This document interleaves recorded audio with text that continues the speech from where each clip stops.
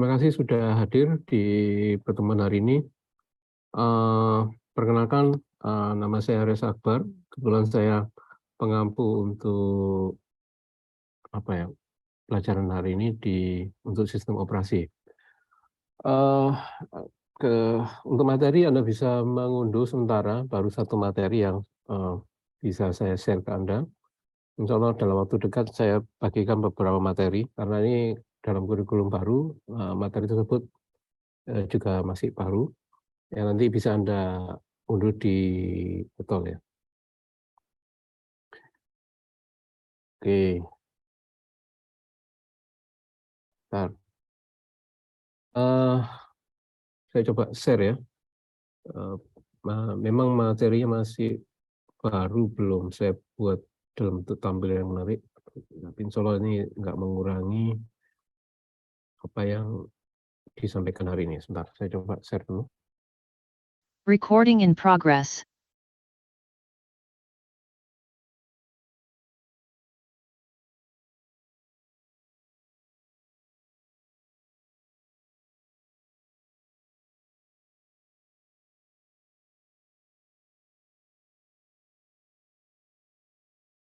Oke ya.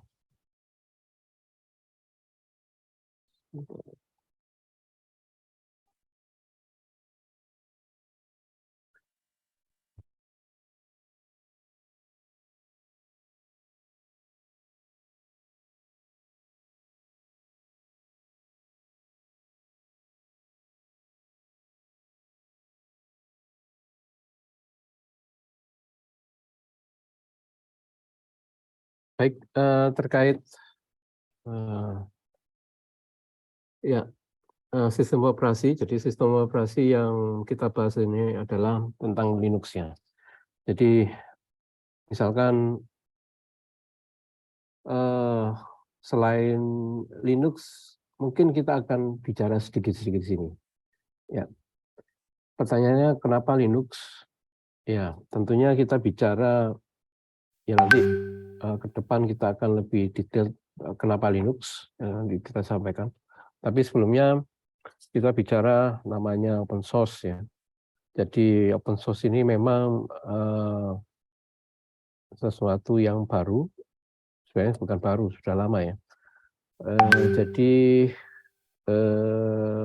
ini lama ya, lama dan banyak sudah open source.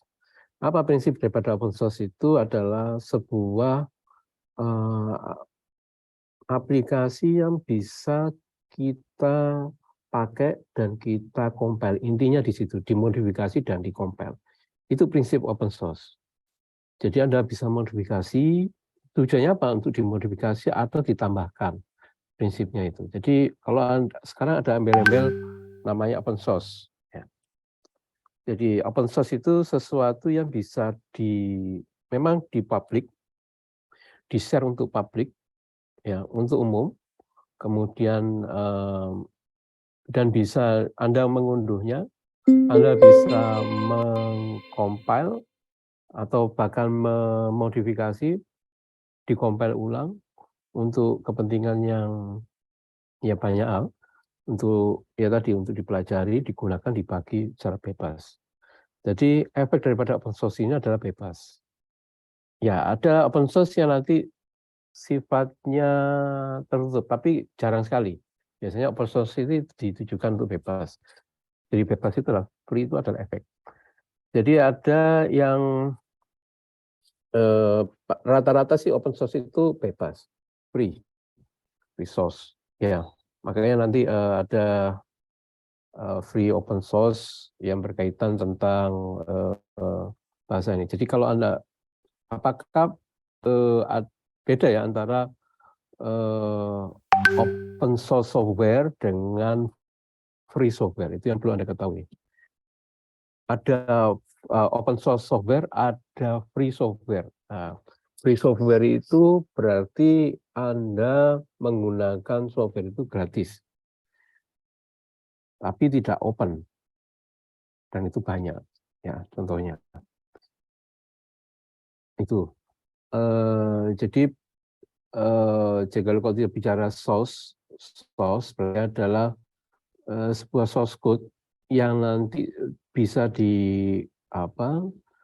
digunakan untuk dilakukan semacam digunakan ya untuk itu. Boleh digunakan. Tapi kembali lagi,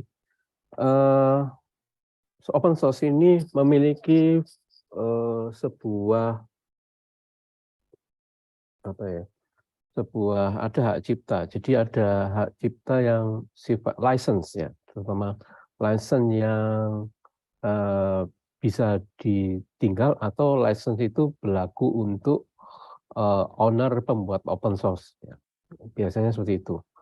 Nah, yang perlu Anda pahami bahwa ya ini kita bedakan dua hal itu ya. License. Jadi kata kunci yang penting adalah license. Jadi kalau misalkan source itu ya sifatnya, jadi ada open source yang berlicense itu istilahnya open source yang abal-abal. Biasanya open source itu rata-rata source-nya itu, license-nya itu harus ditinggal, copyleft. Jadi copyleft itu harus ditinggal. Macam misalkan Anda mau menggunakan sebuah source aplikasi apa itu license-nya itu harus ditulis bahwa Anda menggunakan source dari ini, seperti itu. Nah, itu yang harus perlu Anda ketahui. Itu license itu hubungannya dengan hak cipta. Ya. Kembali lagi, jadi di dunia sekarang zaman open source itu kita harus jeli-jeli memperhatikan istilah open source. Ya, apakah ini open source ini memang boleh digunakan secara umum? Ya, kebetulan ada jenis source yang closed source atau yang kita sebut dengan proprietary tadi. Ada free software yang closed source, itu yang kita sebut dengan proprietary. Ya, jadi ini kita bicara proprietary itu adalah yang berhubungan dengan closed source. Ya, ada yang closed source ya terbatas, dia boleh mempublikasi terbatas, tapi kembali lagi ini sifatnya closed source. Dan bermain-main software itu kita harus hati-hati terhadap namanya license hak cipta. Dan ini menjadi disclaimer awal ketika Anda bermain-main terhadap sebuah aplikasi atau aplikasi yang di bawah sebuah software, sebuah operating system. Nah, terkait hal itu, ya nanti tentunya ini bisa kita bicarakan lebih lanjut tentang open source. Tapi yang jelas kemudian dari open source itu aman, Anda bisa menggunakan, karena biasanya open source yang berbasis open source ini selalu up to date. Up to date di dalam apa? Dalam fitur, security, ya. Dan yang terakhir biasanya keberlangsungan. Jadi teknologi yang baru itu kadang-kadang di dalam open source itu lebih up to date. Ada yang model open source itu tidak up to date, tapi reliable yang diutamakan, security, keamanan. Banyak hal, misalkan ini nggak ngetrend, misalkan contohnya seperti itu. Rata-rata seperti ada yang seperti itu open source. Ya tergantung ini apa. Jadi open source itu dibentuk oleh komunitas intinya itu ya.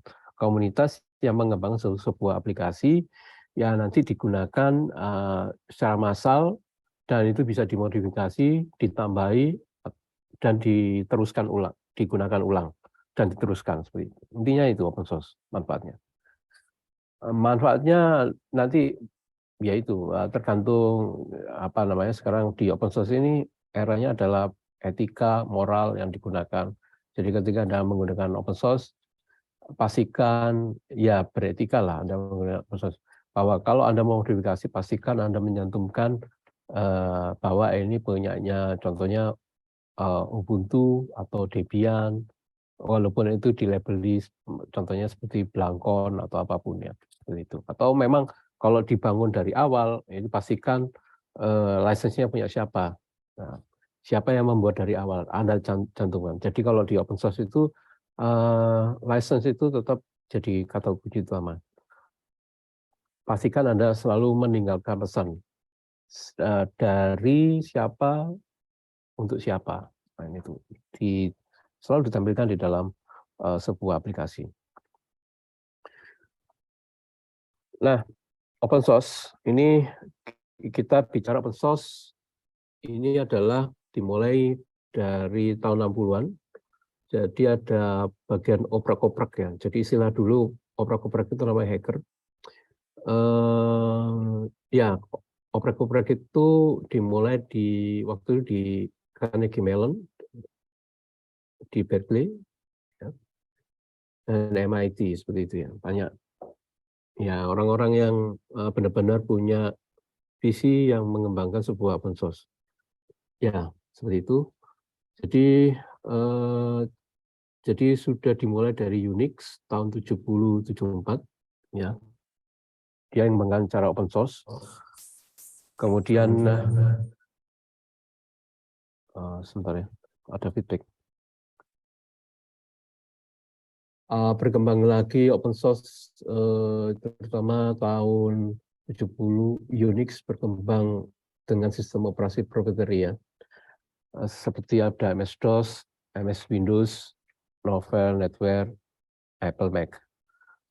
Kemudian tahun 84 ini Anda bisa lihat Richard Stallman ya waktu itu memiliki di MIT dia membangun proyek GNU. Nah, GNU itu kepanjangan dari GNU is not Unix. Itu yang lucu ya waktu itu. Dan ini menjadi awal sebuah kebangkitan GNU ya. Kemudian nanti berkembang lagi ada Free Software Foundation untuk masalah proyek-proyek yang berbasis GNU. Kemudian tahun 91 berkembang lagi sebuah operasi membuat sebuah kernel ya. Jadi tahun 91 kernel dirilis 91 dan dikembangkan menjadi sebuah sistem operasi yang berbasis GNU atau Linux. Nah, ini perkembangannya Anda bisa baca sendiri ya terkait perkembangan sebuah Linux ya. Dimulai dari terutama Unix, berkembang dari DNS Pine yang berbasis sistem operasi BSD. Kemudian berkembang lagi ada Netscape ya berbasis open source, itu contoh-contoh open source. Kemudian ada muncul lagi ada open source initiative. Ya, ini adalah dikembangkan oleh beberapa kelompok developer. Nah, tahun 99 ini GNU Linux Red Hat ya berkembang dan berkembang menjadi go public dan ini dia lebih cenderung ke arah sejak tahun 2000-an ya. Dia mau Red Hat ini sudah proprietary. Yang semula open source, nah tadi tujuannya apa open source, kemudian dikembangkan lagi oleh Red Hat menjadi sebuah perusahaan yang lebih menguntungkan. Kalau menguntungkan dia lebih cenderung ke arah proprietary karena dia sudah IPO. Ya, ini perjalanan dari sebuah sejarah daripada open source yang memang ya saya pernah mengikuti ini semua. Jadi ya bagaimana merasakan sebuah sistem operasi yang dulu dari 10 keping CD ya, sekarang cuma dari 1 DVD. Sudah jelas ya.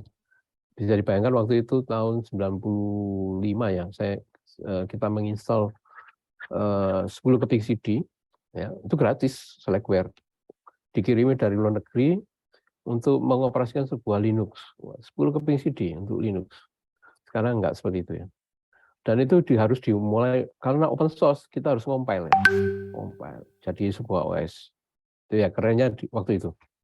10 keping CD. Waktu itu namanya Slackware, ada Slackware. Di sini tidak ditampilkan ada perjalanan sejarah Slackware dan yang lain-lain. Yang jelas Linux ya, Linux. Nah, kita sudah tahu ya jenis-jenis open source, ciri khas open source. Pokoknya source-nya dibagi dan bisa dikembangkan. Biasanya ada perkembangan. Kadang perkembangannya lambat, ada yang cepat. Ya, kalau di OS itu biasanya lumayan cepat, signifikan, karena dia ingin mengakomodasi sebuah komunitas orang banyak. Nah, kenapa OS ini penting? Karena dipakai. Karena sekarang semua device-device itu sudah menggunakan sistem operasi. Nah, Anda sudah mengenal sistem operasi apa saja? Tentunya ada Windows yang sering Anda gunakan. Dan sebenarnya Anda sudah mengenal namanya Linux sejak Anda menggunakan handphone Android. Ya, kalau Anda handphone Android Anda, itu sebenarnya sistem operasinya sudah Linux. Ada lagi sistem operasi yang sekarang berbasis ya tadi Android ya. Android itu adalah Linux based. Ya, kenalnya dia menggunakan Linux.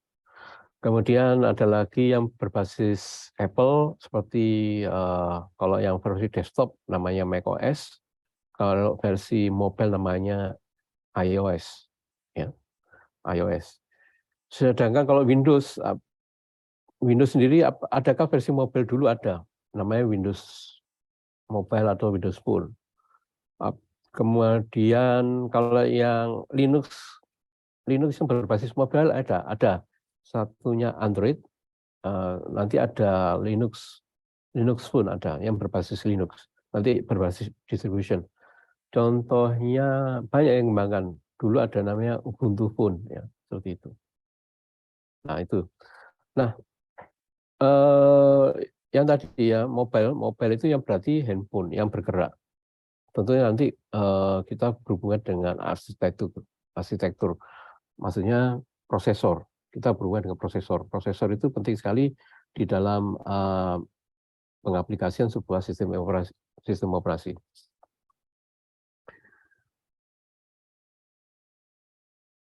Nah, bagaimana cara kita mengetahui kita sudah menggunakan sistem operasi? Ya, ketika Anda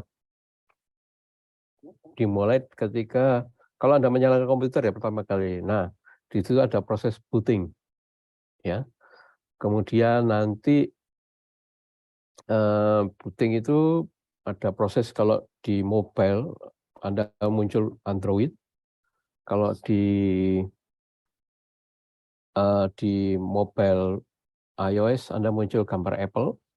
Itu salah satu bentuk indikator bahwa sistem itu dinyalakan pertama kali untuk mengoperasikan nanti. Itu pertama kali ya, untuk masuki sebuah proses-proses yang nanti di dalamnya ada untuk mengendalikan beberapa perangkat keras. Karena di dalam seperti mobile itu ada layar, ada speaker, ya itu contoh yang paling sederhana. Itu yang berhubungan dengan mobile. Nah, kalau di komputer kan ada VGA, ada audio, ya, ada layar, ada keyboard, ada mouse, itu semua dijalankan oleh sistem operasi.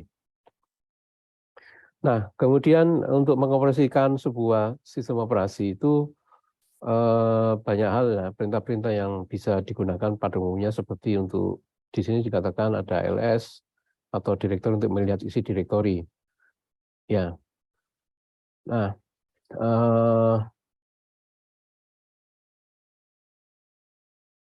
oke. Tadi saya sudah bicara tentang perangkat bergerak dan umum ya. Tadi sistem operasi yang jelas yang berbasis desktop. Desktop itu PC, ciri khasnya apa desktop? Ada PC gede, laptop, ya seperti itu. Nah, sistem operasi pada umumnya itu ada Windows, macOS, GNU Linux, ada Unix, ya, ada Mini X, ada BSD, ada Solaris, ada React OS, ada MS-DOS, FreeDOS. Nah, itu yang ditaruh di dalam PC ya, di desktop, di laptop Anda. Yang mobile, yang handphone Anda, ya, itu ada ya mobile device ya. Itu seperti contohnya adalah iOS, ada HarmonyOS, Tizen, Selfish, WebOS, ya. Ya, WebOS, kemudian ini yang terkenal ya. Ya. Tizen di mana? Tizen itu biasanya kalau dulu di LG, HarmonyOS di Huawei. Ya. Nah ini, Selfish itu kalau nggak salah dulu di Nokia yang pakai. Ya banyak iOS di iPhone untuk Apple Mac. Ya ini, tapi yang kita bicarakan di sini adalah nggak semua OS kita bicara, tapi nanti kita akan bahas sedikit-sedikit tentang OS. Dan kita konsentrasikan ke OS yang sering digunakan ya oleh sejuta umat, ya, kurang lebih seperti itu. Mau nggak mau itu sejuta umat, walaupun nanti bersaing sejuta umat, itu Windows itu sejuta umat, tapi sekarang ini trennya yang berbasis Unix dan Linux itu sudah lebih dari yang kita bayangkan. Nah, kenapa seperti itu? Nah, ya di mobile itu sudah gitu, dan banyak perangkat keras menggunakan sistem operasi untuk keperluan seperti untuk data center, untuk cloud computing, ya. Kemudian untuk administrasi sistem itu semuanya berbasis Linux. Kalau banyak sekali, kalau di orang Jawa bilang banyak ya, banyak berarti ya sangat banyak kayak gitu ya. Nah, itu yang perlu Anda ketahui. Kenapa kita konsen ke Linux? Karena itu sering kita gunakan. Dan ini menjadi beberapa pertemuan atau kalau di semester berikutnya, nah Anda akan selalu ketemu Linux. Karena kebanyakan pemrograman kebanyakan di Linux ya. Untuk administrasi jaringan pun Linux, untuk security ya Linux. Nah, why Linux? Karena ya free, open source, bisa dijamin security-nya sudah lumayan ya dibandingkan dengan yang lain, dan stability yang ditambahkan di Linux. Oke, ini diulangi lagi ya cerita-cerita ini. Jadi Linux itu diawali dengan dikembangkan oleh kernel sebuah Linux ya. Ini tahun 91 oleh Linus Torvalds. Ini adalah orang yang cikal bakal sebuah Linux dengan kernel. Apa itu kernel? Ya, kernel itu bagaimana ketika booting itu sistem operasi belum berjalan ya. Bagaimana dengan hasil sistem operasi itu bisa mengenali perangkat-perangkat atau driver ya istilahnya itu. Driver yang ada di dalam motherboard dikenali. Nah, ini yang Linus Torvalds itu sudah mampu mengoneksikan semua perangkat yang ada di motherboard di komputer. Itu. Ya, dia namakan kernel yang bisa mengenali semua perangkat di motherboard itu. Tahun 91. Ya, ini juga makanya ini cikal bakal Linux di sini, Linus Torvalds. Sebelumnya seperti Richard Stallman masih belum bisa. Hanya Linus Torvalds saja yang baru bisa mengenali perangkat-perangkat yang dengan open source itu dia mengenali perangkat-perangkat yang ada di dalam motherboard. Seperti itu. Jadi kata kunci sistem operasi itu adalah mengenali perangkat ya, mengenali perangkat karena nanti nyawanya itu menghubungkan beberapa perangkat tadi. Jadi kayak hard disk, layar, ya, kemudian speaker, ya, mic yang ada di dalam motherboard itu dikenali semua. Ini secara awal Linux. Yang perkembangannya ada license-nya itu GPL, General Public License, ya. Kalau general public license ini bisa dimodifikasi digunakan. Tapi kita biasanya harus punya etika, setiap modifikasi, setiap digunakan, disebarluaskan, paling enggak menyantumkan license ini, GPL, supaya paham.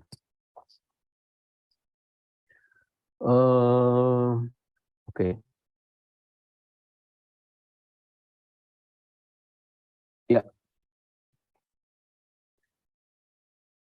Jadi Linux waktu itu sehingga ini berkembang didukung oleh Linux, Dell, IBM, HP, Oracle, Novell, Red Hat, Google, sampai Microsoft, ya sampai sekarang nih. Bahkan ya Microsoft itu kan punya Windows, kok bisa didukung sama Linux? Ya nanti kita akan jelaskan. Nanti di Microsoft ada namanya WSL. Jadi Linux ini dalam perkembangannya macam-macam. Dulu kalau menggunakan Linux itu ya pakai CD ya. Linux, seperti saya pernah sampaikan, saya pernah menginstall Linux dengan 10 CD. Dan itu sistem operasinya belum berjalan. Jadi itu harus diinstal di dalam hard disk, kemudian dikompil di hard disk. Ya, itu butuh waktu 2 jam untuk mengompil. Jadi karena sistem operasi ini juga aplikasi, jadi ada proses compiling. Ya, butuh waktu 2 jam waktu itu. Ya dengan komputer apa ya, itu komputer AT atau XT ya, saya lupa ya, atau Pentium ya sudah. Ya itu. Tapi dalam sekarang sudah berkembang, muncul ada DVD hingga USB flash disk-nya, prosesnya mudah. Nah, itu.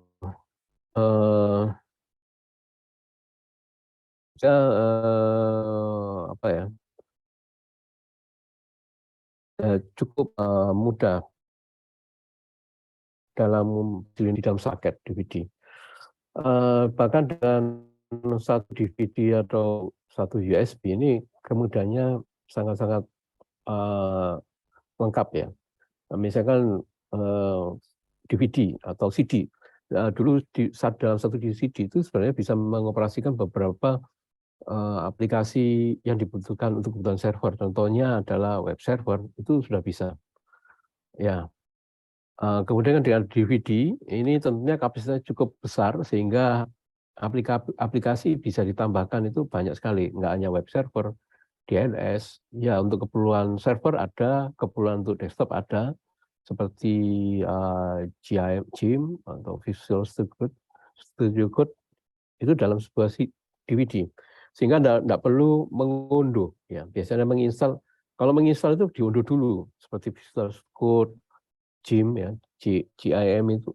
GIM itu adalah aplikasi untuk Photoshop, seperti kayak Photoshop ya, GIM.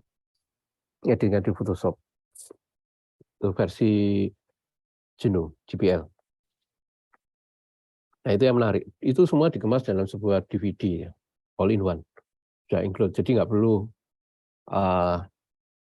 mengunduh lagi atau seperti kalau di Windows ya sistem operasi ceklek berbeda kalau Windows ya.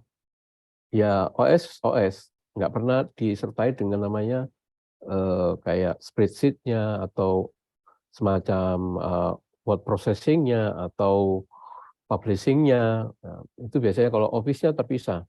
Tapi biasanya kalau di Linux satu paket. Nah ini biasanya satu paket ini kita sebut dengan distribusi. Caranya DVD maupun baik ke USB. Ya, lebih enak itu menurut saya.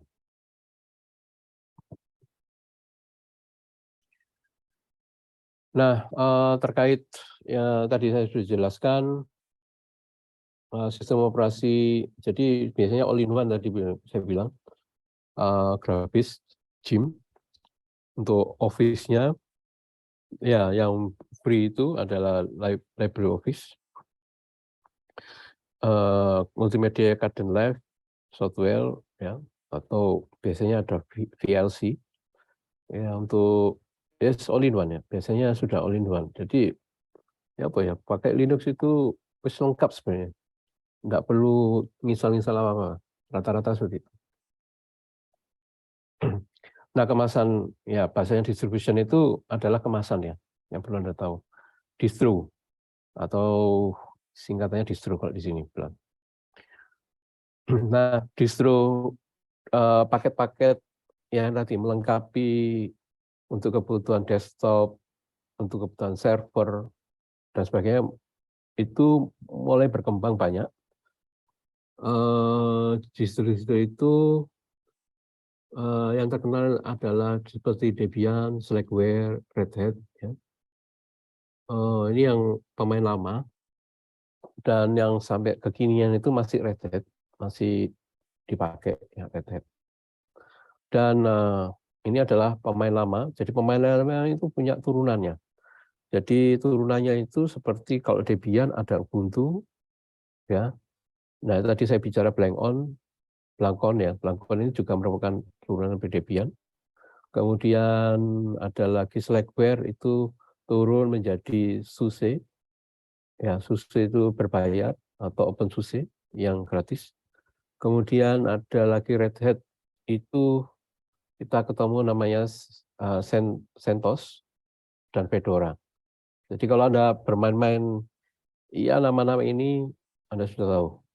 Oh ini punyanya siapa? Apa distro tetuanya siapa? Debian atau Slackware atau Red Hat. Nah, seperti itu. Nah kalau Anda ingin tahu ya sistem operasi distro, ya perkembangan sistem operasi distro-distro itu Anda bisa lihat di DistroWatch. Ya, masing-masing distro itu memiliki ciri khas sendiri, cara menginstall, cara mengemasnya, package manajernya, pengelolaan paket. Jadi nanti Ubuntu yang satu paket dengan Debian, itu contohnya Ubuntu, itu paketnya hampir sama. Biasanya nama paketnya Deb, ya, Debian. Kalau SUSE saya lupa. Kalau Red Hat itu biasanya .rpm, itu nama paketnya. Red Hat Package Manager, itu dulu ya namanya. Kalau Debian .deb, ya. .deb. Kemudian terus untuk menginstal, untuk mendapatkan paket-paket tadi, misalkan untuk saya ingin Photoshop seperti Gem, Anda bisa mendapatkan paket itu secara mudah dan gratis itu dengan menggunakan tools tambahan seperti apt. Apt untuk yang Ubuntu, kalau Slackware yang berbasis Slackware itu PKG Tools, kalau yang Red Hat turunannya itu menggunakan YAM. Ya. Nah ini adalah informasi yang awal-awal ya. Paling nggak Anda sedikit tahu, oh Linux itu ada ini. Kemudian nanti Anda akan mengenal apt, Anda mengenal package tool, kemudian nanti SUSE, ZIP, nanti YAM. Jadi oh ini apa?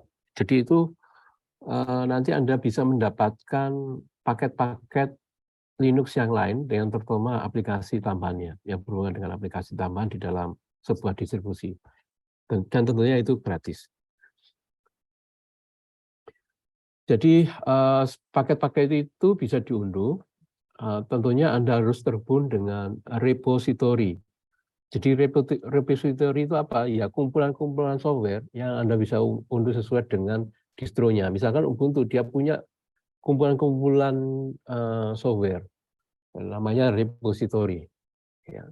Sehingga Anda harus mengunduhnya. Dan kumpulan software itu ada yang sudah dikompil, ada yang belum dikompil, dan bisa begitu diunduh nanti akan melangsungkan kompilasi sekaligus. Ya, cukup banyak ya isinya compile repository, karena repository biasanya disesuaikan dengan versi. Biasanya kalau di versi awal ya Anda misalkan menginstal Ubuntu versi awal, ya pasti dia Anda berhubungan dengan kumpulan versi awal, jadi mengikuti serinya. Misalkan seri 2, ya Anda menginstal Ubuntu seri 2 misalkan contohnya. Berarti Anda harus terhubung dengan seri 2-nya yang ada di versi Ubuntu. Jadi dan kumpulan itu banyak sekali. Jadi kalau Ubuntu mengeluarkan versi 1, 2, 3 contohnya seperti itu, maka di repositorinya, di pusatnya Ubuntu harus memiliki kumpulan yang seri 1.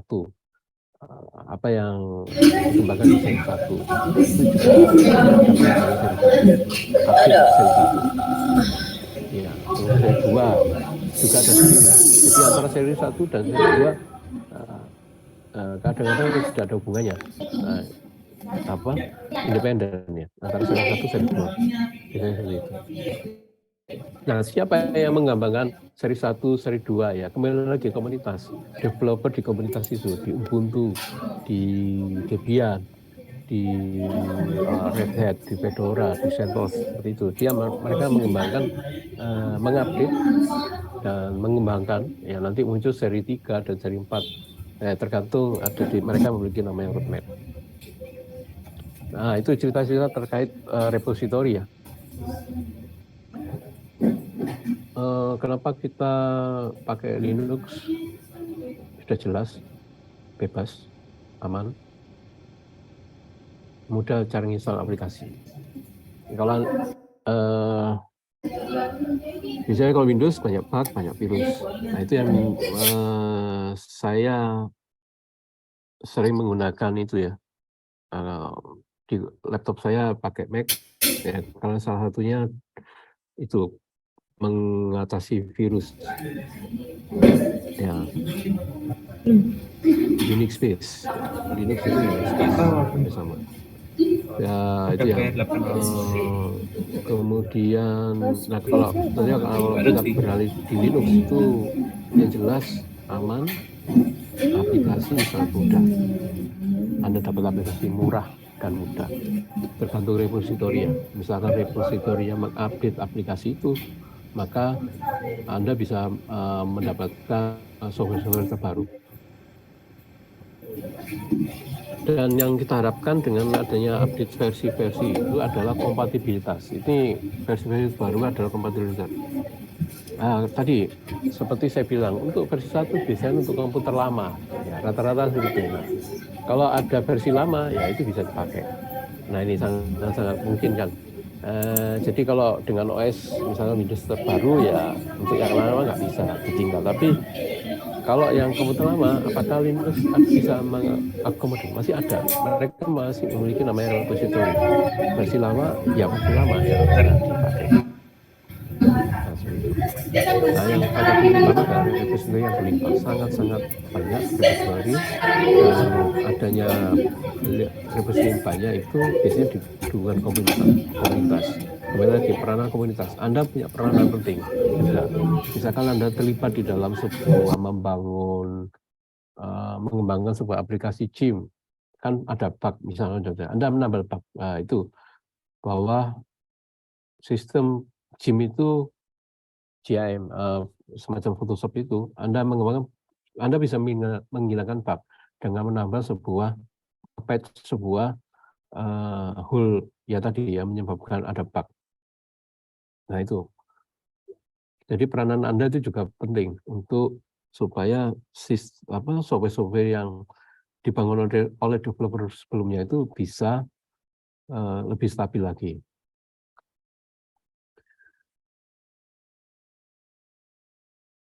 Nah, privacy ini juga menarik ya. Kita pakai Linux. Nah, yang perlu Anda ketahui di Linux, bagaimana apa sih yang ada di dalam Linux? Kita harus tahu sedikitnya seperti ini ya. Nah, kita gambarkan seperti ini ya. Ini dalam sebuah komputer yang kalau berjalan itu ya. Jadi ini hardware. Melihatnya dari bawah, dari atas juga boleh. Kalau kita dari atas itu adalah userland. Userland ini adalah dari bagian daripada user space digunakan oleh user. Ini adalah user ya, yang bagian abu-abu. Jadi di user itu ada GUI. GUI itu adalah aplikasi-aplikasi yang berjalan yang kelihatan di layar. Otomatis untuk menjalankan aplikasi-aplikasi itu, dia butuh namanya desktop environment atau window manager. Nah, semuanya ini dimanage oleh display manager. Nah, display manager ini dimanage oleh sebuah sistem Windows system, namanya X Windows system.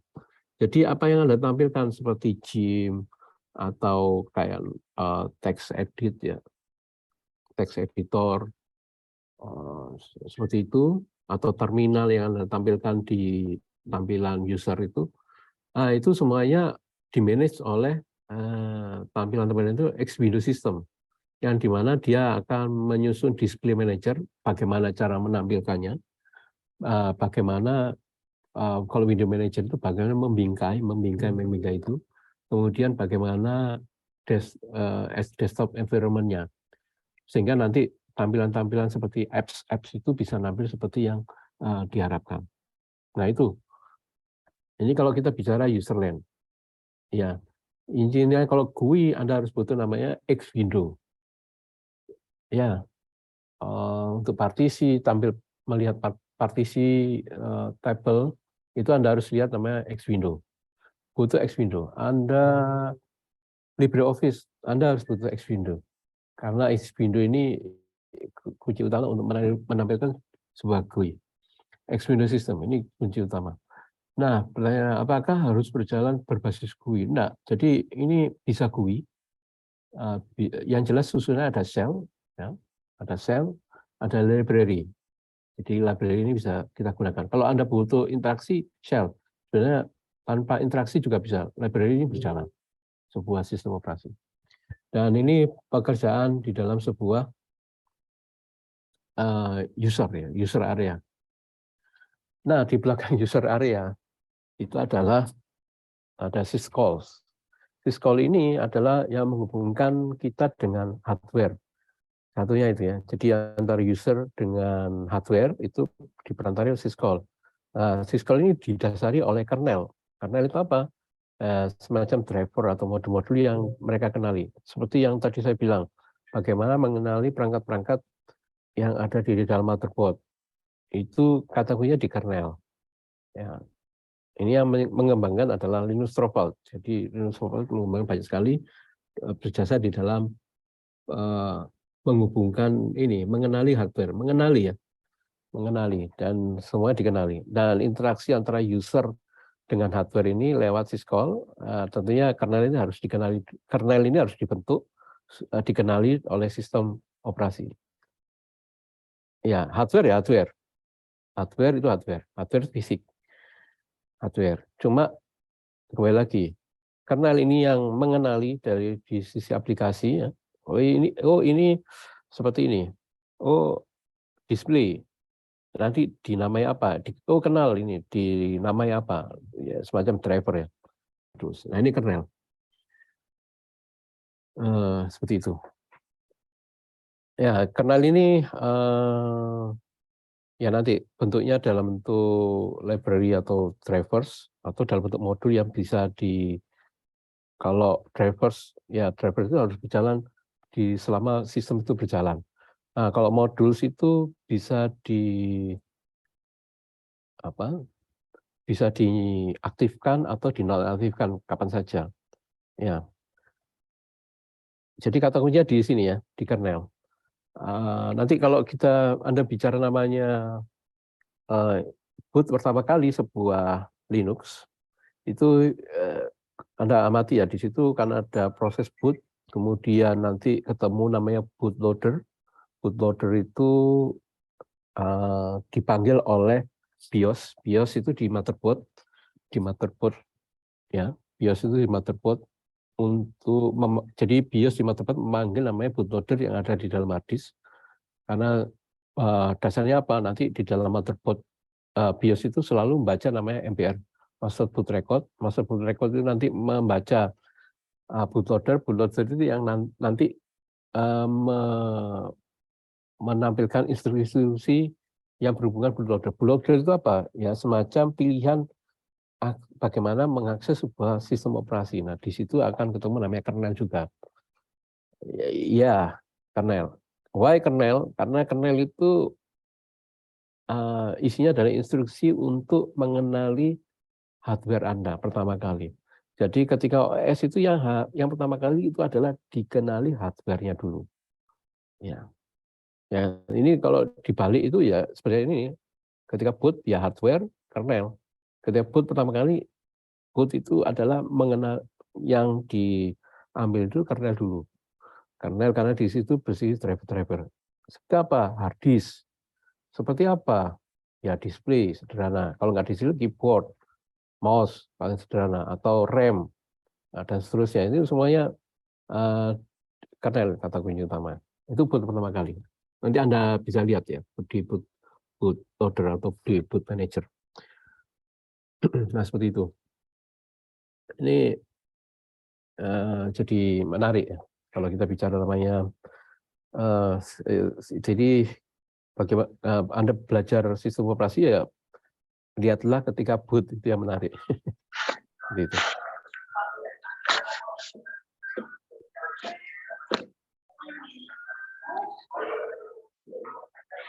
Oke, sampai di sini ada pertanyaan?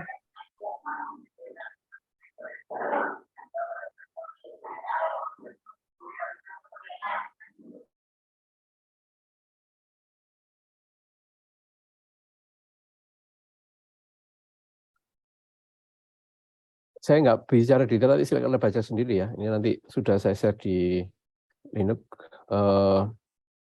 Jadi di shell itu apa? Sebenarnya shell itu tadi ada kita bisa shell itu environment yang dibuat untuk user. Jadi interaksi kita dengan sistem operasi salah satunya shell ya. Shell GUI itu tampilan luar yang dasarnya juga dari shell. Jadi interaksi kita perintah-perintah yang interaksi kita dengan yang di dalam sistem operasi adalah shell itu isinya ls, rm, mv, ln ya. Ada widget, curl, ada ssh. SSH itu biasanya digunakan ya admin jaringan untuk atau developer untuk remote shell ke server seperti itu. Ping ini yang sering Anda gunakan, ping ya untuk memeriksa kondisi jaringan, ya, seperti itu.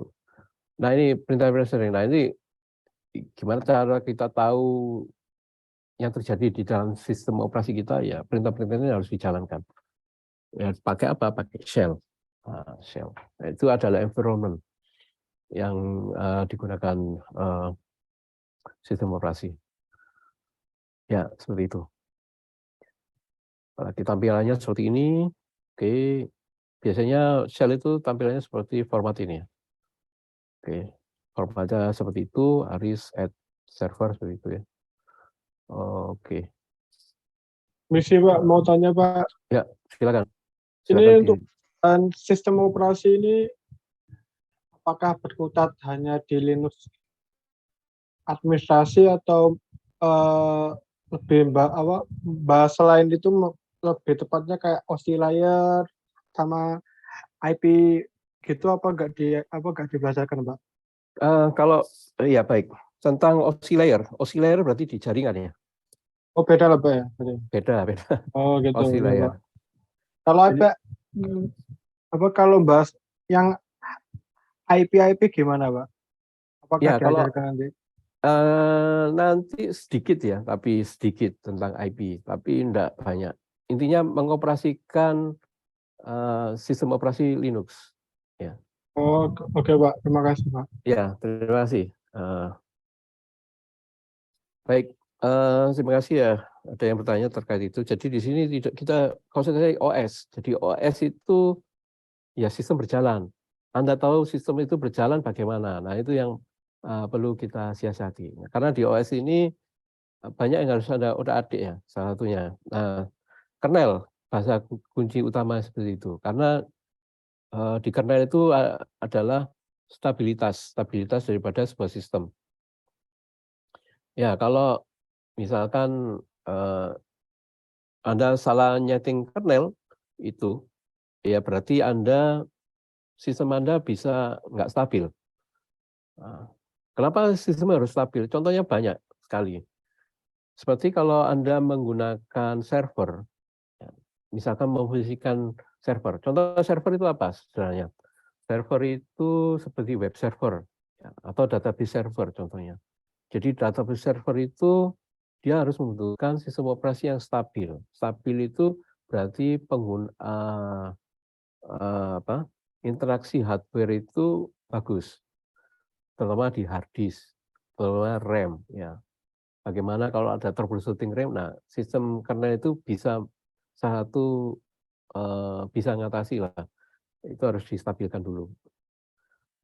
Dan biasanya seperti ini ya. Contoh paling sederhana ketika Anda menginstal database, menginstal sebuah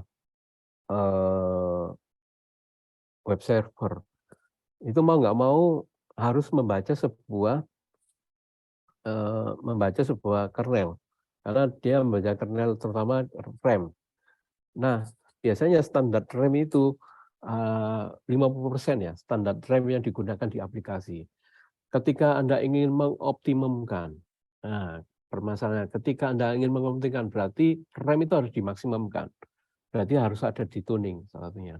Kok harus tuning? Tuningnya kan bisa dipakai di web server, misalkan ada tuning web server. Contohnya RAM-nya dibesar menjadi misalkan contohnya jadi 8 giga contohnya itu ya. Ya enggak segampang itu Ferguson seperti itu. Jadi meningkatkan jadi interaksi, jadi Anda harus membaca kalau web server itu Anda harus membaca manualnya web server. Di situ untuk meningkatkan memaksimumkan itu ada 2 setting. Yang pertama adalah konfigurasi di dalam web server sendiri. Yang kedua supaya di sistem operasi itu ada semacam kayak limitasi ya. Itu harus diatur limitasinya. Salah satu di memori. Biasanya itu 20%, karena struktur memori itu misalkan saya mau memasukkan 8 giga memori untuk web server atau database server seperti itu. Perlu Anda ketahui bahwa memori itu strukturnya digunakan tidak hanya untuk aplikasi, tapi ada sistem operasi sendiri. Paling enggak biasanya mereka mencadangkan 20%. Defaultnya rata-rata mereka mencadangkan 50% itu maksimum aplikasi digunakan. Biasanya seperti itu. 50%. Jadi misalkan memori Anda 8 giga contohnya. Nah, mungkin Anda pakai memori 4 giga.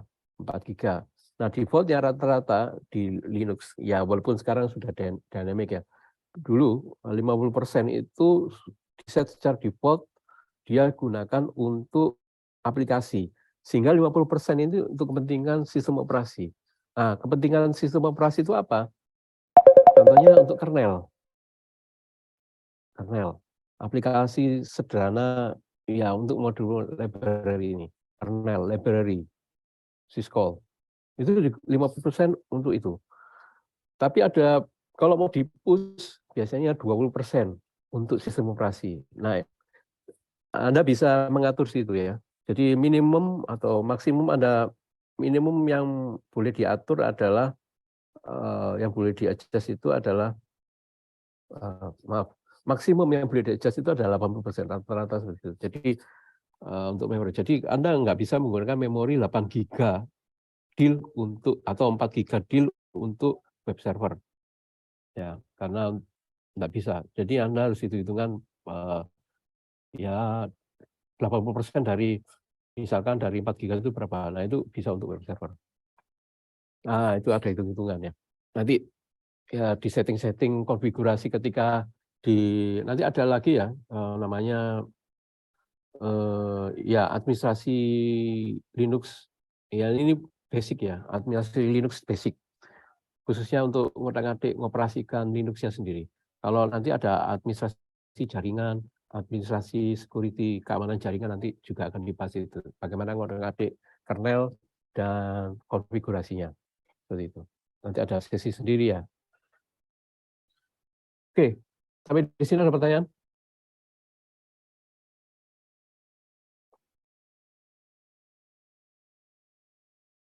Manual saya nggak bisa pakai kamera, kebetulan kameranya belum dibelikan. Nanti insya Allah 2 minggu lagi Isi ada Pak, kamera. Iya, ada pertanyaan dari chat dari Reza SMK 1 Anggo ya. Boyongangu nggih. Mohon izin untuk bertanya apakah aplikasi open source layak untuk digunakan sebagai penunjang operasi bisnis perusahaan serta apa kelemahannya Pak? Terima kasih.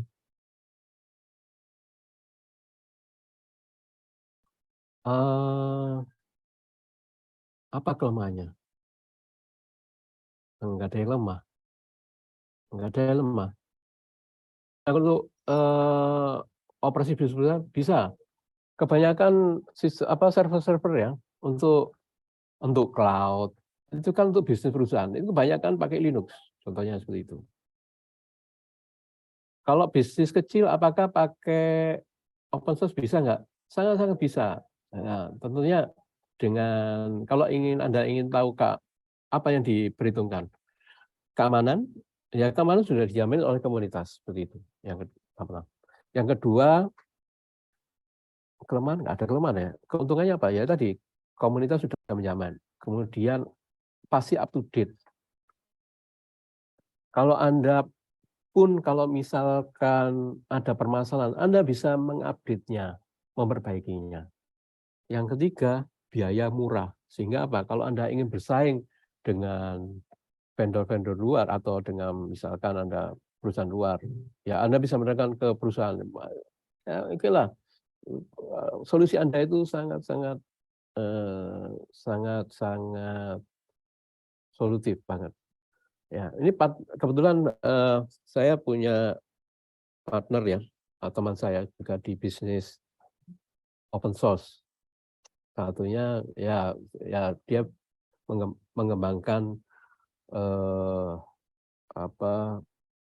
ya basisnya dia di aplikasi open source. Kemudian dia mengembangkan memodifikasi aplikasinya dari dasar open source. Tapi ya dia bisa ngasihkan source itu free. Sejauh ini dia usahanya adalah ya di open source dan lumayan omsetnya ya miliaran. Dan pesaingnya ya yang vendor-vendor proprietary seperti Oracle, Microsoft, itu musuh-musuhnya. Nah, dia dengan santai saja. Ya, itu sangat-sangat itu. Nah, Isi Pak, ada pertanyaan lain? Ini jadi dari ya saya ingin sampaikan dulu juga bahwa tidak ada kelemahan di open source. Yang penting Anda benar-benar mencari yang benar-benar stabil ya. Kata kunci stabil. Yang biasanya kalau di Ubuntu namanya ada LTS gitu ya. Long term service. LTS itu. Itu insya Allah bisa. Dan Anda memastikan bahwa sudah Anda memastikan ini tidak ada kelemahan. Yang jelas kalau Anda bermain bisnis di open source, pastikan layanan Anda itu yang terbaik. Biasanya yang nggak open source itu sangat mengecewakan layanannya. Oke, itu yang pertama. Ya. Yang kedua, storage Linux Mint. Untuk install storage optimum pemrograman berapa ya Pak? Saya setting 20 GB masih kurang. Ya, untuk pemrograman ya kita bicara partisi ya. Tadi di Linux sendiri biasanya kalau diinstal biasanya butuh 5 GB. Nah, 5 GB itu default awal ya. Kemudian saya nggak tahu Anda program apa yang membutuhkan. Karena program itu ada 2 macam, berbasis desktop, berbasis script ya. Nah, kalau script biasanya nggak butuh storage yang besar, sekitar 5 GB itu sudah environment cukup. Cuma yang perlu Anda ketahui bahwa tadi struktur di dalam memori ya. Jadi memori itu harus membutuhkan kalau susunan di Linux itu ada namanya main partition sama atau yang kedua adalah secondary partition. Nah, secondary partition ini biasanya digunakan sebagai swipe memori. Nah, swipe itu yang Anda perhatikan di situ ya. Isi Pak, mau tanya Pak. Ini perihal swap tadi. Kalau semisal RAM-nya sudah besar, katakan misal 8 atau 16, apakah masih membutuhkan swab, Pak? Terima kasih. Masih butuh. Masih butuh. Buat ya nggak tahu penggunanya bagaimana ya nanti. Itu masih butuh ya, swab. Ya seperti itu. Oke, Pak. Ya nanti settingnya nggak terlalu besar, tapi swab itu pasti dibutuhkan, karena defaultnya itu.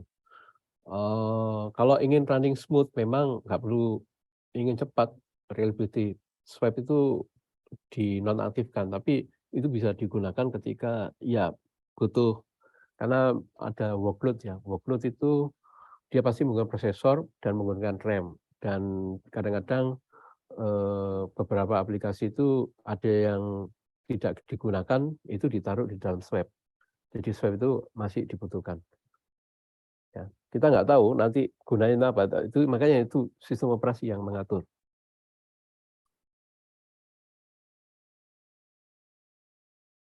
Ya. Ini sih, Pak, mau tanya, Pak. Kalau apa? Kalau untuk yang primary apa? Yang untuk primary partisinya tuh harus di apa ya? Maksudnya harus minimal harus butuh berapa giga, Pak? Berapa giga? Ya, Biasanya atau ada 2 partisi ya. ya karena Partisi. ada yang Hmm. yang untuk yang main sama secondary-nya. Nah, Hmm. itu yang yang main itu berapa kira-kira atau gimana, Pak? Dan yang secondary berapa? Misalnya 20 lah, katakan 20. Jadi berapa, Pak?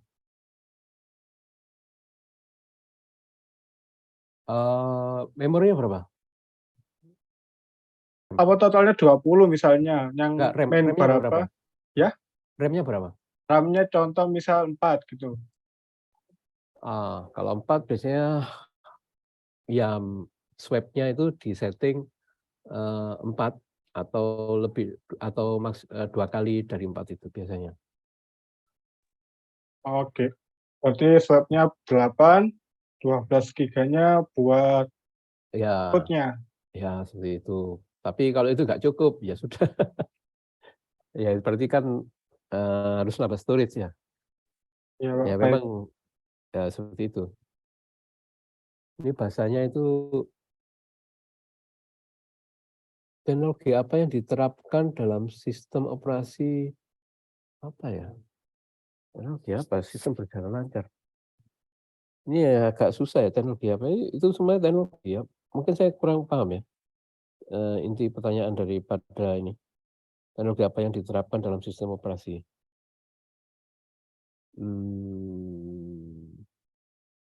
Ini jadi ini semua tergantung aplikasi apa yang mau dijalankan di running.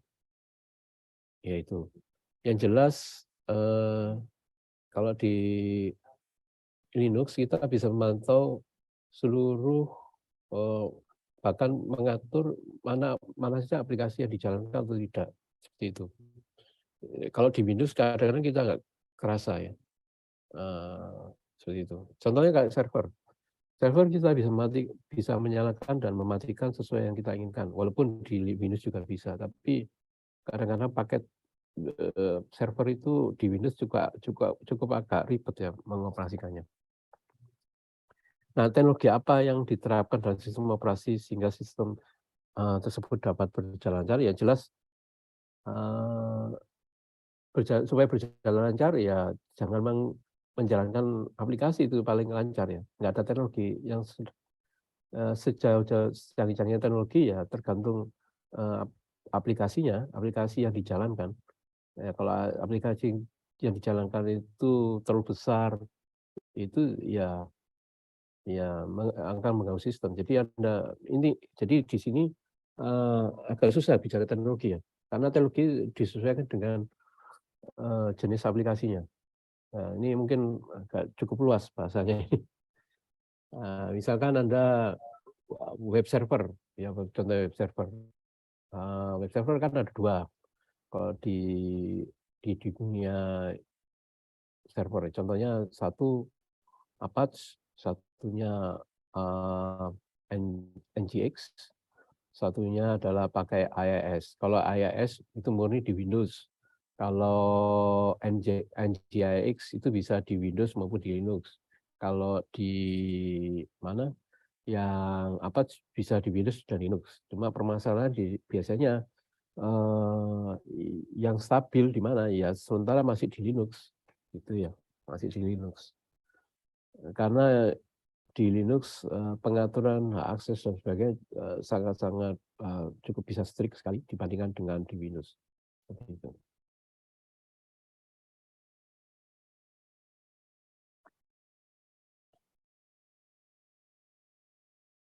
Ya, ada lagi pertanyaan? Nanti kira-kira untuk praktiknya tuh nanti berbasis GUI atau berbasis CMD, Pak? Oh ya, terkait praktek ini kebetulan bukan saya pengampunya. Nanti ada Bu Fitri, tapi saya cuma menyampaikan tentang teori saja ya. Jadi kira-kira seperti Iya, ini. Pak. Terima kasih. Ya, pertanyaannya bagaimana Anda bisa menjalankan Linux? Misalkan komputer Anda Windows. Jadi ada dua cara. Cara pertama, Anda menginstal namanya VirtualBox. Kelihatan ya VirtualBox di sini. Ya, Jadi Anda lihat sama VMware. VMware bisa, VMware atau pakai VMware itu biasanya VMware Player ya, pakai VMware Player. Kalau VirtualBox-nya lumayan gratis, dulu open source, sekarang nggak open seperti itu karena punya yang Oracle. Terus bagaimana cara Anda menginstal Linux di VirtualBox? Ini Anda bisa cari Google. Storage-nya berapa yang dibutuhkan? Ya tadi bisakah 20 giga? Bisa. Secara teori bisa. Permasalahannya memori ya. Karena kalau VirtualBox itu adalah seakan-akan apa ini VirtualBox? Itu kita bisa membangun PC di dalam sebuah PC Anda atau PC di dalam laptop Anda. Jadi otomatis kalau Anda membangun PC di dalam laptop Anda, berarti otomatis RAM, hard disk itu di-share, RAM-nya di VirtualBox itu, PC virtual itu otomatis di-share, harus share dengan memori aslinya atau hard disk aslinya. Otomatis yang semula 4 giga ya, atau 4 giga ya harus di-share gantian dengan punyanya virtual PC. Nah itu repotnya. Ya banyak hal. Itu cara pertama pakai VirtualBox dan Anda harus benar-benar sering-sering nyoba ya. Ini cara aman. Cara yang kedua nggak aman dengan dual partition. Ya, dual partition. Berarti ada partisi yang partisi membagi partisi hard disk. Saya berharap Anda sudah tahu ya partisi hard disk itu apa. Ketika install Windows nanti Anda bisa lihat hard disk itu misalkan 80 giga, Anda atur 80 giga. Yang Windows itu dikurangi menjadi 40 giga. 40 giga itu untuk Linux. Nah, seperti itu. Atur partisi hard disk Anda, fisiknya. Jadi ada partisi Windows, ada partisi Linux. Nanti partisi Linux dibagi menjadi dua tadi. Ada main apa namanya? Main partition atau root partition, satunya swap partition. Seperti itu. Itu yang kalau fisik berbahaya. Yang lumayan nggak berbahaya yang ketiga, itu Anda memakai CD, DVD. Tapi sekarang nggak ngetren ya sekarang DVD, CD. Kalau pakai CD Anda bisa boot dari CD itu pakai live Pakai Linux. flash disk, Pak. Ya, kalau yang terakhir yang flash disk. Kalau flash disk, bentar nanti saya tunjukkan. Ini ya, flash disk itu live Linux Merufus, USB. Pak. Atau Ya, banyak ya, caranya. Ya, banyak caranya. Jadi dari Anda harus mengorbankan flash disk Anda untuk Linux. Jadi seperti itu. Banyak cara ya, live Linux USB. Ini tidak mengorbankan Windows Anda. Hanya Anda bisa menjalankan Linux di komputer Anda tanpa perlu menginstal Linux. Nah, ini nggak perlu Linux, nggak perlu menginstal Linux. Kalau versi yang dua tadi, yang pertama dan kedua, itu Anda harus menginstal Linux, walaupun secara virtual, dan nggak berbahaya. Yang versi kedua, menginstal Linux dengan berbahaya. Apa bahayanya? Anda harus memartisi hard Anda, fisiknya, dipartisi. Itu yang berbahaya. Kalau ada cara yang paling aman, yang terakhir, Anda nggak perlu menginstal Linux. Namanya Live Linux USB. Anda cari di Google, nah bagaimana cara mengoperasikannya di situ.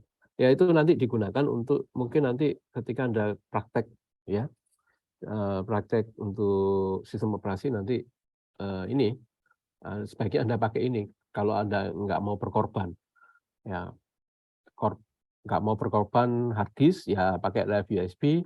Kalau Anda berkorban space hard disk berarti Anda pakai VirtualBox. Kalau mau berisiko ya Anda partisi seperti itu. Ya, kalau pakai VirtualBox berat ya, resikonya berat aja, berat di aplikasinya menjalankan. Kalau nggak berat ya di partisi, tapi resiko di ya itulah, itu semua pilihan. Jadi sekarang terkait bagaimana cara menginstal tidak saya ajarkan di sini, tapi saya tunjukkan bagaimana cara mendapatkan secara googling itu banyak sekali tutorialnya. Ya, di sini sih kita bagaimana cara kita memanfaatkan Linux untuk pengoperasian sehari-hari untuk keperluan yang jelas untuk bagaimana untuk kepentingan install, kepentingan mengcopy, ya, nanti harapan bahkan menjalankan aplikasi berbasis Linux itu bagaimana? Itu yang kita harapkan. Nah, salah satunya tuning kernel ya. Nah, itu yang kita harapkan. Oke, ada lagi pertanyaan? Ada lagi Pak dari Oh Malik ya, Ar-Rasyid. ya, kernel itu software seperti driver ya, seperti itu. Ya, seperti itu, seperti driver ya. Jadi driver yang dipackage satu paket dalam satu file semacam itu. Ya, kernel. Jadi sama kalau disebut driver ya driver kernel itu. Cuma bahasanya lebih keren aja kernel gitu ya. Istilah kernel itu Anda akan kenal juga di apa ya, di Windows ada juga kernel. Nanti yang disebut dengan anti apa ya namanya? Kernel Windows itu ada juga. Anda cari aja anti kernel ya, Windows kernel ya. Windows kernel ada. Jadi ini driver awal. Jadi kernel itu dibagi menjadi dua. Kernel untuk ketika boot, dan kernel ketika setelah boot. Jadi ada post apa namanya post boot. Jadi load pertama itu kernel. Untuk apa? Untuk mengetahui sistem operasi apa namanya file system. Supaya mengenali apa? Supaya mengenali ini pakai partisi apa, extended versi 3 atau pakai apa namanya? Pakai NTFS. Nah, itu kernel pertama kali. Jadi ada dua macam model kernel. Ya, kernel pertama. Nanti kernel berikutnya itu baru diekstrak. Ya, tahapannya nanti isinya diekstrak. Nanti ada boot init rd. Ya perlu. Jadi untuk hal itu nanti Anda belajar OS itu menariknya ketika di boot ya. Anda akan belajar banyak di situ boot. Proses-proses. Jadi mulai boot pertama kali, bootloader itu bagaimana. Wah, banyak hal. Anda akan mengenal file system, Anda akan mengenal bootloader, ya prosesnya itu menarik sekali. Jadi belajar OS itu sebaiknya memang belajar itu apa bagaimana cara boot. Silakan Anda cari bagaimana proses boot. Jadi Anda bisa cari di Google proses boot.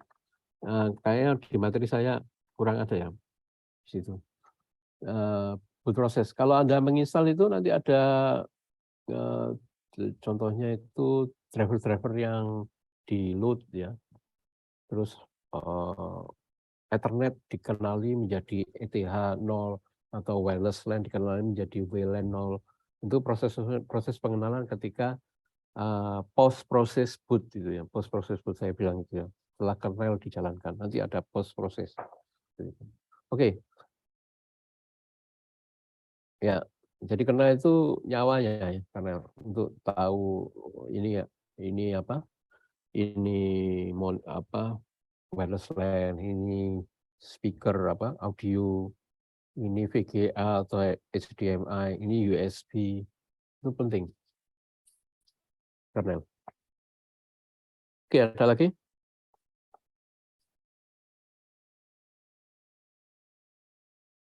Silakan nanti dibaca-baca. Di mana? Saya coba cari ya. Di sini, sebentar. Sedikit tentang ini. Boot proses. Jadi di boot proses itu ya Anda bisa lihat. Menarik sekali kalau Anda belajarnya. Ya contoh-contoh boot proses. Ya kita sama belajar nih, mekanismenya ya. Jadi nanti apa saja yang berjalan ya. Oh ini install.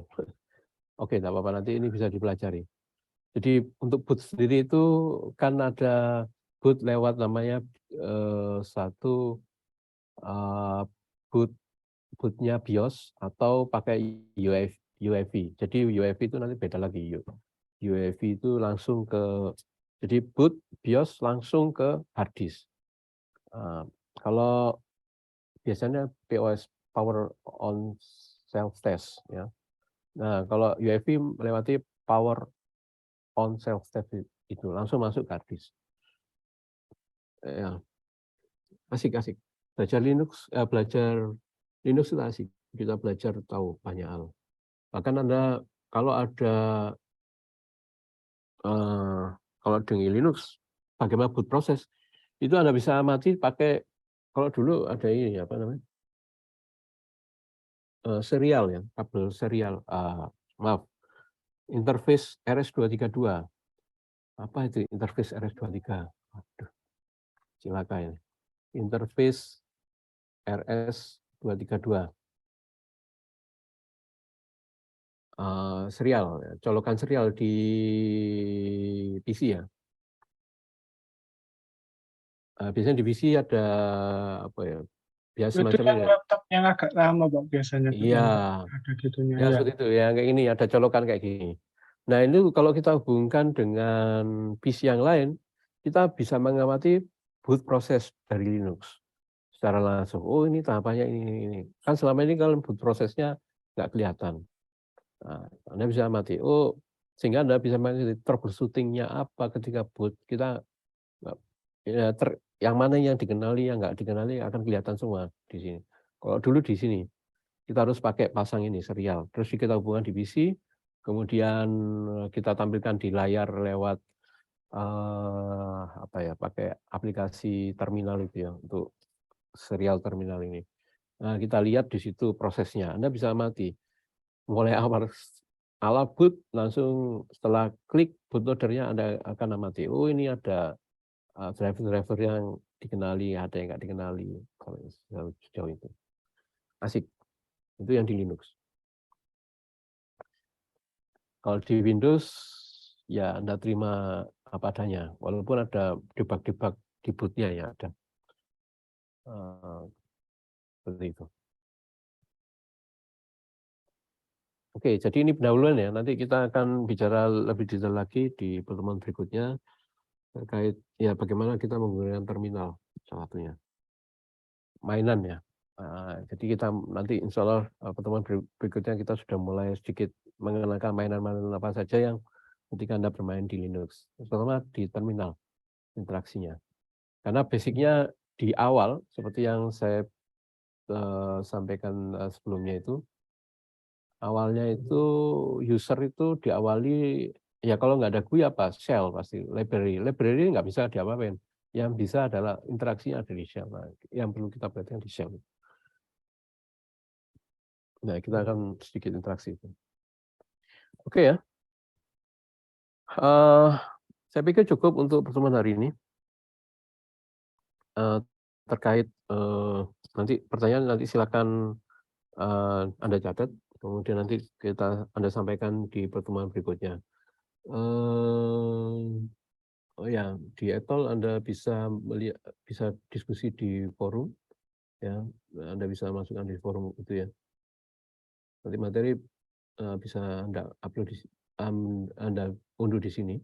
Nanti video bagaimana menginstal di VirtualBox dan pakai USB nanti saya lampirkan di materi video.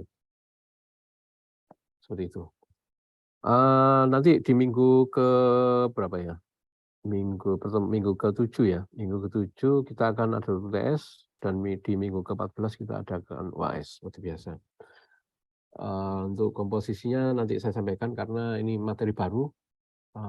Maksudnya untuk kurikulum baru, komposisi nanti saya coba tentukan berikutnya. Insya Allah komposisi untuk teori UTS, UAS di 30-40, kemudian sisanya untuk tugas dan keaktifan Anda. Itu aja. Saya pikir cukup untuk pertemuan hari ini. Semoga pertemuan hari ini membawa manfaat. Semoga Anda terbuka lebar bahwa ya namanya open source bisa menghasilkan ya. Buktinya teman saya. Open source menghasilkan bisa duit miliaran sampai puluhan miliar seperti itu. Gitu ya. Izinkan saya ingin mengakhiri pertemuan hari ini. Terima kasih atas semua partisipasinya. Saya akhiri pertemuan hari ini. Assalamualaikum warahmatullahi wabarakatuh. Selamat Sumpah siang. anjir. Ya, terima kasih. Waalaikumsalam warahmatullahi wabarakatuh. Terima kasih.